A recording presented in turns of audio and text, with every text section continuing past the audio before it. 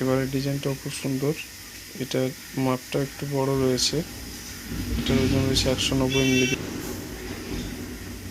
এবার ডিজাইনটা দেখুন, হালকা ওয়েটের মধ্যে খুব সুন্দর ডিজাইন। এটা 180 মিলিগ্রাম রয়েছে। এটার প্রাইস 1800 থেকে 1900 টাকার মধ্যেই হবে।